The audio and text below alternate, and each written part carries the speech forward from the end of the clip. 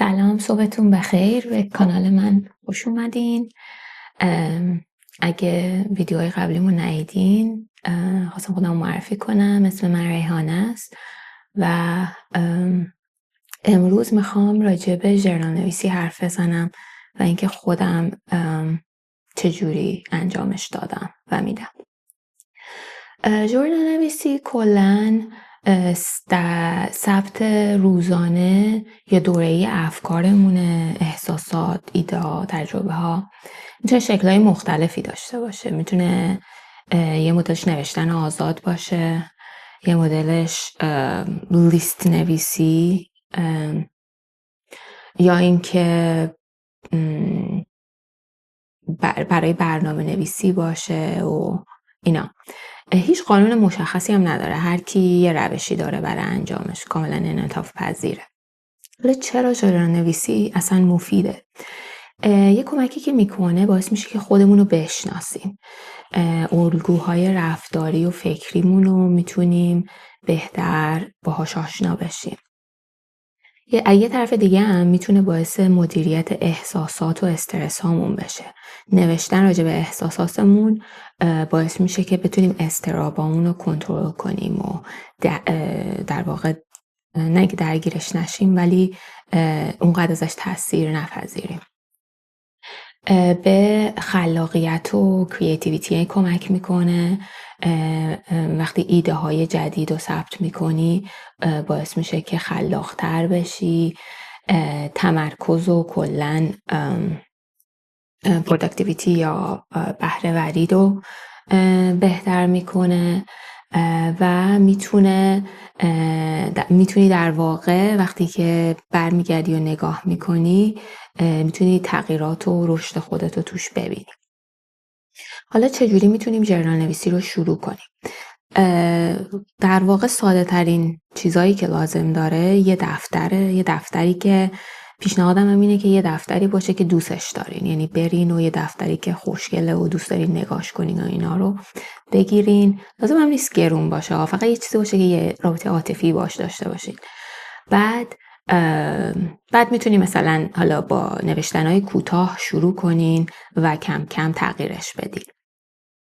من خودم خیلی دوست داشتم این ژورنال نویسی رو شروع کنم و نمی کردم. یعنی همین مدل نوشتن آزاد که همینجوری مثلا میشینی تمام افکارت رو روی روی برگ می نویسی رو انجام دادم، ولی هی مثلا یه بار اول ماه انجام می دادم، بعد 3 هفته بعد می نوشتم و اینا. خیلی مداومت نداشت این کارم.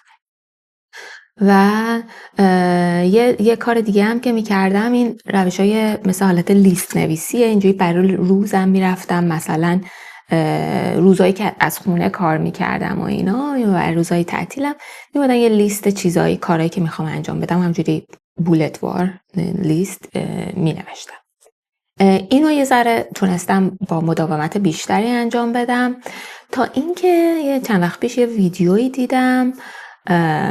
یه دختری بود، حالا میتونم لینکش هم کنم زیر، که راجع به روش خودش حرف میزد که یه روش خیلی کوتاه بود که مثلا چه میدونم 5 دقیقه تو روز، وقت زیادی نمیگیره.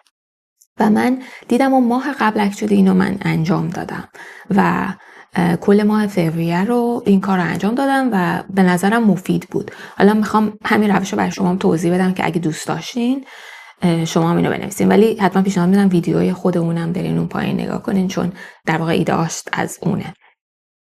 و روشی که هست اینه که اول یه حالت علائم گذاری برای نوشتن چیز میکنه که این که مثلا اون آیتمایی که میخواین بهش نگاه کنین، یعنی در واقع کارهایی که باید تو روز انجام بدین با چه علامتی نشون داده بشه، اون کارهایی که انجام دادین رو چیکار کنین، نوت هایی که میخواین بردارین، کارهایی که میخواین تو آینده انجام بدین یا کارهایی که در واقع اسکیجولش کردین و مثلا اینا. بعد اپوینتمنت، این قرارهاتون و این که چیزایی که مهم هم هست و اینا توش با علائم گذاری مختلف که تو این لیست میبینین نشونه گذاری میشه. بعد مرحله بعدی اینه که اینجوری سعی کنین نوتبوک یا اون دفتری هم که میگیرین یه جوری باشه اینجوری بتونید باز صاف بذارین که 2 صفحه‌اش رو در آن واحد ببینید. بعد کاری که میکنین میاین اسم ماهو اون بالا مینویسین و برای هر ماه یه هدف یا یه حالا نیت میشه چی میشه اینتنشنی برای تمام اون ماهتون در نظر میگیرید. مثلا من برای ماه فوریه مایندفولنس یا چی میگن آره دیگه مایندفولنس رو در نظر گرفتم. یعنی این بالاش این چیز هفته رو علائم هفته رو میذارین و کل روزهای ماهو مینویسین. بعد همینطور این پایینم میاین به تعداد روزهای تو ماه همه این شماره ها رو با روزهای هفته جلوش مینویسین. حالا مثلا من به انگلیسی مینویسم ولی مثلا شما به فارسی هم که بخواید بنویسین میتونین مثلا یه چند کلمه‌اش رو بنویسین یا میتونین کلش هم بنویسین چون خیلی جا نمیگیره. بعد حالا هدف این صفحه اول اینه که شما هایلایت ها یا مهمترین اتفاقای اون روز رو فقط بذارین. اینم مثلا لازم نیست که مثلا همه اتفاقایی که تو روز افتاده رو بنویسین ولی اون چیزی که براتون مهم بود بولد بود اون روز میتونین بذارین. اینا رو اینجا می نویسین. همون اول ماه هم میتونین سفرها یا وقتها و این چیزایی که دارین رو تو قسمت اولش وارد کنین. بعد هایلایتتون رو اون قسمت اون وریش می نویسین. تو صفحه روبروی این میتونین همین شماره ها رو ادامه بدین.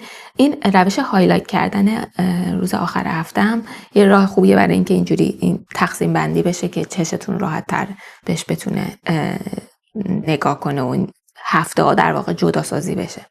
توی صفحه روبروش با همون شماره گذاری می نویسین و این صفحه بیشتر برای شکرگزاریه. قسمت در واقع 2 قسمت اولش برای شکرگزاری یا چیزهایی که اون روز ازش متشکرین. این فقط لازمه که یه دونه چیز بنویسین، لازم نیست زیاد از اون بنویسین. ولی مثلا صبح که بلند میشین یه اتفاقایی که اطرافتون تو روزهای قبل افتاده یا کلا به زندگیتون یه نگاهی بکنین، یه چیزی که براش خوشحالین یا شکرگزارین، یه چیزی که دوست دارین تو زندگیتون میتونین ازش مثلا اینو اینجا برای خودتون بنویسین. و از نظر من به جایی که حالا به چیزای بزرگ فکر کنین، به نظر من ارزش حتی اون چیزای کوچیکی که ولی واقعا خوشحالتون میکنه اونا رو چیز کردن بهتره تا مثلا فکر کنین مثلا یه اتفاق بزرگی تو زندگیتون افتاده و برای اون شکرگزاری.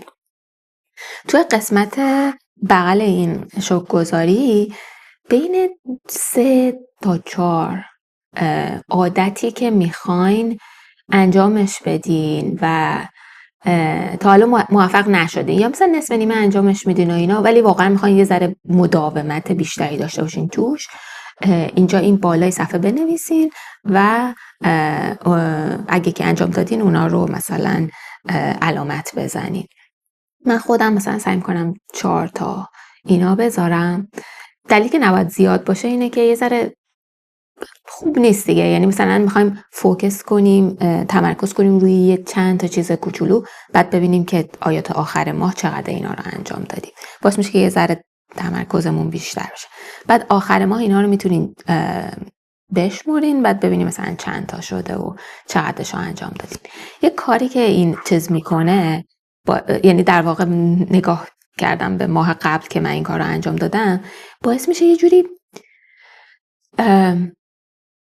حالا اینجا بهش میگن ریفلکشن، برگردین به کل ماهتون در حین اینکه انجامش میدین و آخر اون ماه که همه این کار رو انجام دادین و یه بازنگری بکنین.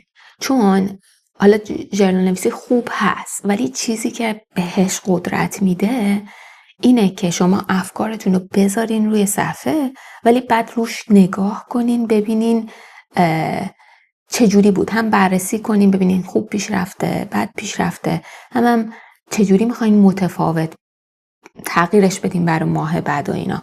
یه چیز خوبیه برای این که همه جانبه به چیزتون نگاه کنی، ولی وقت زیادی هم نمیگیره. یعنی واقعا 2-3 دقیقه بیشترین زمانیه که خواهد گرفت. حالا تو صفحه بعد یه دونه چکین یا مثلا برگشت به چیزه که برای 3 تا کاتگوری، برای 3 تا قسمت: احساسات، فیزیکی و اسپریچوالی یا مثلا معنوی. و اینا رو میتونین مثلا اگه که تو ماه احساس کردین که میخواین راجع به این بخش ها چیزی بنویسین، میتونین تو این قسمت بذارین. ولی من خودم این قسمتشو خیلی انجام ندادم. قسمتی که خیلی انجام دادم قسمت صفحه بعدش بهش میگن برین دامپ، یا اینکه تمام افکارتون رو بذارین بریزین بیرون.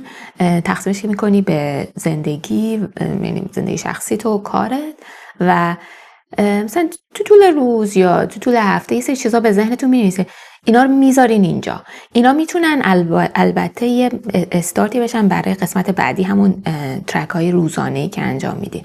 ولی کلا هر چیزی به ذهنتون میرسه، مثلا من دوست دارم مثلا تو زندگی شخصی دوست دارم که مثلا مدیتیت کنم هر روز، یا برای این کارهای یوتیوبم یه ویدیو تو هفته ضبط کنم، یا مثلا دوست دارم 2 بار تو هفته مثلا حداقل ورزش کاردیو، مثلا 2 چرخه ثابتم انجام بدم، 3 بار مثلا وزن برداری و استرنگث ترینینگ انجام بدم. اینا همین چیزا رو حالا من مثلا تو این ماه در واقع یوتیوب شخصی من شروع کردم و در واقع اون هدفم من مثلا گذاشته بودم که مثلا آره دارم میرم سفر کاری، مثلا سعی کنم یه ویدیو اونجا ضبط کنم، شروعش رو اونجا انجام بدم، یا برم یاد بگیرم چجوری ویدیو ادیت کنم، چیزای این مدلی.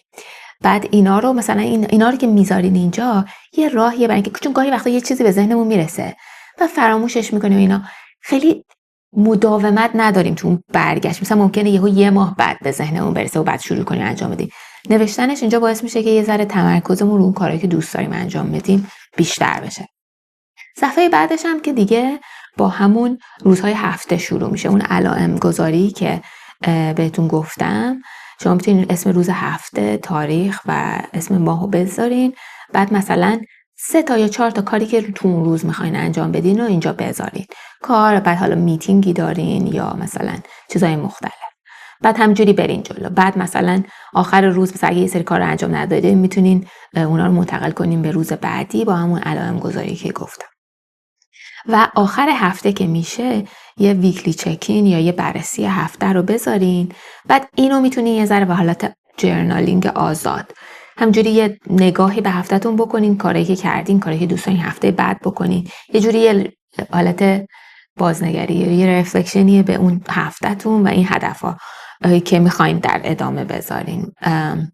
و آره دیگه من اینو ماه پیش انجام دادم و اولا تونستم که ادامهش بدم، یعنی واقعا برای تمام ماه من این کار رو شد. مثلا 1-2 روز سفر بودم یا مثلا دفترمو نبردم و اینا ننوشتم، ولی مثلا روز بعد که میرفتم پرش میکردم و چیز نمیکردم و خیلی خوشحالم که باعث شد من این کار رو ادامه بدم و واقعا هم وقت نمیگرفت. واقعا 5 دقیقه 10 دقیقه ماکسیموم زمانی بود که میگرفت و خودم احساس میکنم باعث شد یه سری کارهایی که واقعا مدت‌ها بود دوست داشتم انجام بدم و نداده بودم انجام بدم و به نظرم مفید بود. حالا شما هم سعی کنین مثلا این کار رو مثلا انجام بدین، بعد بهم بگین که مثلا آیا از این روش خوشتون اومد،